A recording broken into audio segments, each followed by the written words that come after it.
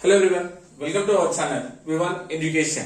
Today we are going to discuss about class 10th chapter 7 coordinate geometry. Okay, easy chapter and the scoring chapter. Okay, so first we'll see the introduction. What is the meaning of coordinate geometry? A coordinate geometry is a branch of geometry where the position of the points on the plane is defined with the help of an ordered pair of numbers. Coordinate geometry is a branch of geometry where the position of the points on the plane defined with the help of an ordered pair of numbers. Ordered pair of numbers nothing but coordinates. So we'll use here reference or coordinates as x and y. Okay. Now we'll see the introduction part and what are the topics we are having in this chapter. Yes, ma'am. Let us consider two straight lines. One is the horizontal one, another one is the vertical one. Horizontal straight line and a vertical straight line. Okay, horizontal straight line we'll call as a x-axis. This is called what? X-axis, and a vertical straight line is called as y-axis. Okay, so the intersecting point of these two straight lines is called origin. Is called what? Origin. Origin will represent with a capital O. Intersecting point of both x-axis and y-axis is called origin, and it will form a right angle. Intersecting point of these two lines will form a right angle, which nothing but which makes a 90 degrees. Okay, the two straight lines, nothing but x-axis and y-axis, used as reference lines in a plane. We use these as what? X and y will use as what? Reference in a plane. Okay. Next, x-axis named as x and x dash. X-axis named as x and x dash. Okay. Also, y-axis named as y and y dash. Okay. X-axis named as x dash. Y-axis named as y and y dash. Okay, y and y dash. Okay, if these two straight lines, nothing but x-axis and y-axis, if you draw on a plane surface, it divides the plane into four equal parts. Suppose here I am drawing so yes, it is a plane surface, right? So drawing a two straight lines, nothing but x-axis and y-axis, it divides into four equal parts. Nothing but it divides the plane surface into four parts. Okay. So this is x, this is x dash, this is y and y dash, isn't it? And the intersecting point is called what? Origin. Okay, these two straight lines divides into four equal parts, right? Those are called quadrant 1, quadrant 2, quadrant 3 and quadrant 4. Nothing but four parts are nothing but four quadrants. Yes, now are you getting? Okay, now we'll see the values. How will you represent the values? From origin to the x-axis, nothing but a right side. So, origin to the x-axis, we have positive values. We will get what? Positive values, nothing but a plus 1, plus 2, plus 3, plus 4, plus 5, so on. Okay? From origin to x dash axis, origin to the x dash, nothing but the left side, we will get negative values. We will get negative values, nothing but what? Minus 1, minus 2, minus 3, minus 4 and so on. Okay. Now coming to the y-axis. From origin to y-axis. From origin to the y-axis. Nothing but above 0. Nothing but above the origin you will get positive values. Positive plus values. 1, 2, 3, 4 and so on. From origin to y dash axis, nothing but below the origin, you will get negative values. Nothing but minus 1, minus 2, minus 3, minus 4 like that. Okay. So, when you draw these two straight lines in a plane surface, it divides into four equal parts. Nothing but quadrant 1, quadrant 2, quadrant 3 and quadrant 4. Okay. From origin to the x-axis, we are having positive values. Origin to the x dash axis, we are having negative numbers. Nothing but negative values. From origin to the y axis, positive values. and origin to the y dash axis we are having negative values. Is my getting? Now we'll see what are the signs of q1, q2, q3, q4. Okay. Now once again we will draw the two straight lines on this plane surface area. Okay, so this is what q1, q2, q3 and q4, isn't it? So x dash, y dash. So origin, so positive 1, 2, 3, 4, 5. Minus 1, minus 2, minus 3, minus 4 and so on. 1, 2, 3, 4 and so on. Minus 1, minus 2, minus 3, minus 4 and so on.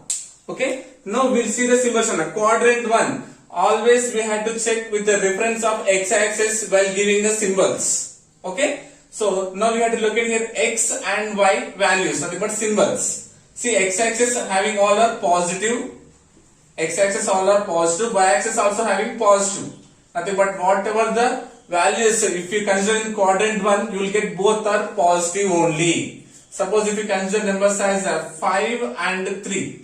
5 and 3, it indicates plus 5 and plus 3. Small getting. Now coming to the quadrant 2. So with reference of x-axis we had to consider. So first x-axis, from origin to the x dash we are having negative values, on y-axis we are having positive values. So quadrant 2 indicates what? Negative and positive. Okay. If you take a 5 and 3, so 5 will be minus 5 and 3 will be plus 3, because the x-axis is minus, y-axis is positive. It's not getting. Now coming to the quadrant 3. Quadrant 3, observe with reference of x we had to go first with x then y. So x-axis having negative symbol and y-axis having negative symbol. Nothing but origin to the x dash we are having negative. From origin to the y dash also we are having negative. That means 2 are negative in quadrant 3. So if you take 5 and 3 are the values of x and y, nothing but you will get what? Minus 5 comma minus 3. Okay, suppose take 7 and 8, you will get minus 7, minus 8. Okay, 2 comma 3, minus 2 comma minus 3. Okay, in this quadrant all the values will be negative, nothing but x and y. Now coming to the quadrant 4. So first with reference of x-axis, so x-axis having what here? Plus. And y-axis having minus. Okay, origin to the right side having positive, origin to the y dash we are having negative. Okay, plus minus. So if you take here 5 and 3 are the values of x and y. X nothing but first one will be plus 5, second one will be minus 3. Okay. So suppose if you take 7 and 8, you will get plus 7 and minus 8. Okay. So what is the meaning of this one? In quadrant 1, we are getting both are positive values. In a quadrant 3, opposite both are negative values. Okay, in a quadrant 2 we are getting a negative and positive. In a quadrant 3, in quadrant 4, sorry, in quadrant 4 reverse, we are getting plus and minus. Is my getting? Is my? Now we will compare the x and y values. What is the nature of x and y? We will observe here. So first we come into the quadrant 1. Quadrant 1 we got here what? Both are positive, nothing but plus 5 and plus 3. So x is plus 5, y is plus 3. That means x is greater than 0 and y also greater than 0. Isn't it? Because both are positive, right? Greater than 0 means you get positive values. Plus 1, plus 2, plus 3, plus 4, plus 5, so on. So we are getting here both are positive, nothing but x is greater than 0 and y also greater than 0. Coming to the quadrant 2. So after quadrant 2 here, x is negative, y is positive. Negative means less than 0, right? So x is less than 0 but y is greater than 0. Okay. So x value how much here? Minus 5. Minus 5 means less than 0, isn't it? So this is origin 0. So less than 0, right? Minus 5 means, isn't it? That means x is less than 0. Coming to y is 3. So it is greater than 0. nothing but this is a positive values. Okay, next quadrant 3. Quadrant 3 both are what? Negative, isn't it? So nothing but both are x is less than 0 and y also less than 0, because less than 0 means negative values. Okay, quadrant 4. What is quadrant 4? First x value is plus 5, nothing but x is greater than 0 and y is minus 3. Minus 3 means negatives, nothing but y is less than 0. Yes, no? In objective type questions are having chance to get like this questions. What is the nature of x and y in a quadrant 3? What is the nature of x and y in quadrant 2? Okay, so in quadrant 3 means both are negative, right? So that means both are x and y is less than 0. Coming to quadrant 1, both are positive, that means both are greater than 0. X and y are greater than 0. Okay, so this is the general introduction of coordinate geometry.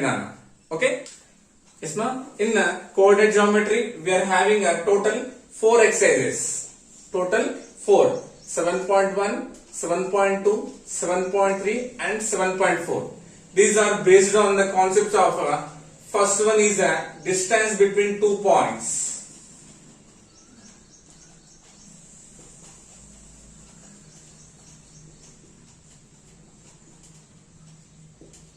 Okay, first one is the distance between 2 points. Second one is about a section formula.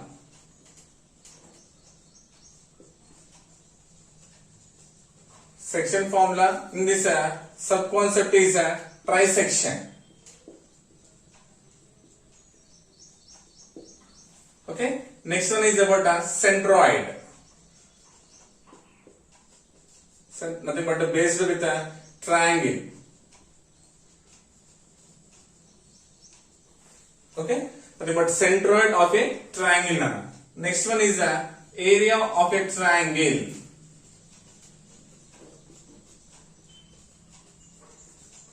Area of a triangle.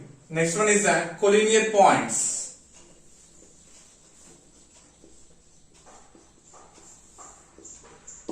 Next one is Heron's formula. Area of a triangle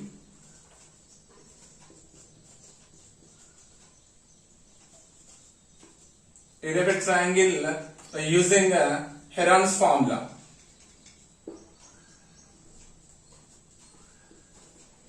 So this is a direct area of a triangle. So finding area of a triangle using with Heron's formula. This is the other topic. Okay. Next one, last one is a slope of a straight line. Okay, and also midpoint. So here we'll write midpoint.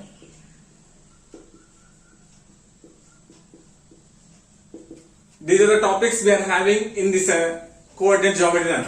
First one is distance between 2 points. Distance between 2 points. So total exercise 7.1. Total exercise 7.1 is depend upon only distance between 2 points formula. So maximum it will be 15 or 60 questions. 15 or 16 questions. Total is only single formula, that is distance between 2 points. Okay, and second one is section formula.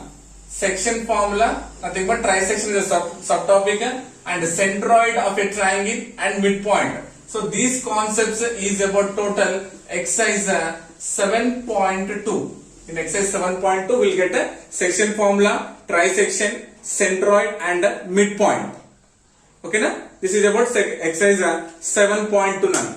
Next, area of a triangle. Area of a triangle, collinear points and area of a triangle using with Heron's formula. These three concepts will be exercise 7.3. Exercise 7.3, and last slope of a line is about exercise 7.4. Okay, so these are the 4 exercises which we are having. So in this mainly section formula trisection and area of a triangle. These two are having chance to get a 4 marks question. Section formula, nothing but trisection method, and area of a triangle.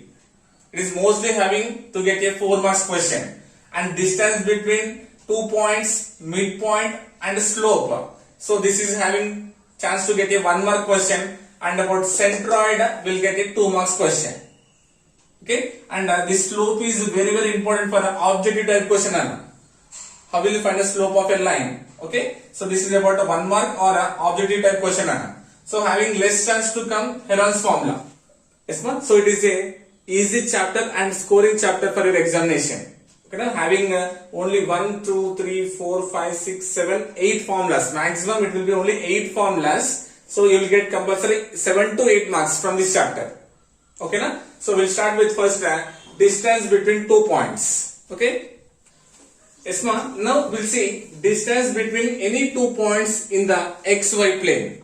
Nothing but we will see the proof of distance between any 2 points. Okay. So in this plane surface area, we'll consider X and Y axis.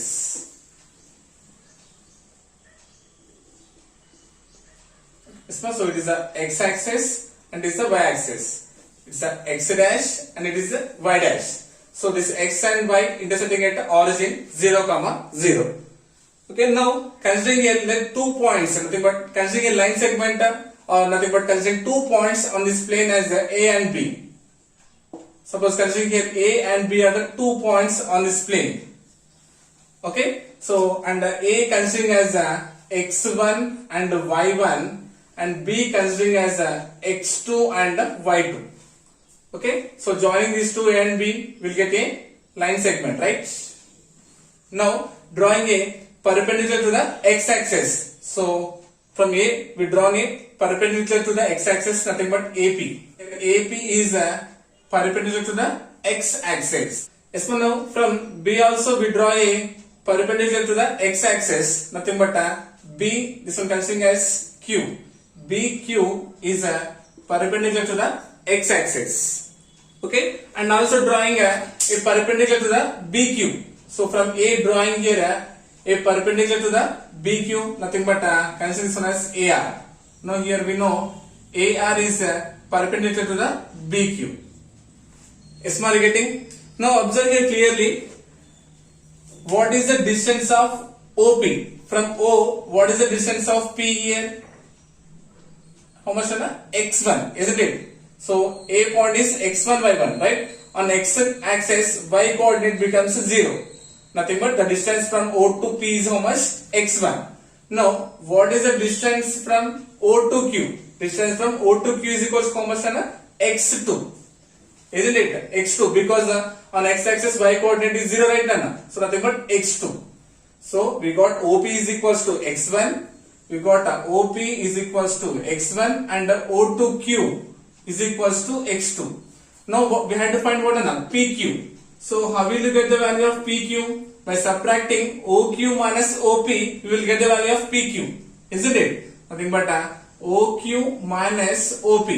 So what is the value of OQ here? X2 minus OP value X1. That means the distance from P to Q is equals to how much? X2 minus X1. X2 minus X1. Is my getting? Now observe here PAQR. PAQR is a rectangle. As we know, in rectangle opposites are equal and parallel, right? So nothing but PQ is equals to AR. Here we know PQ is parallel to AR. Nothing but PQ value how much?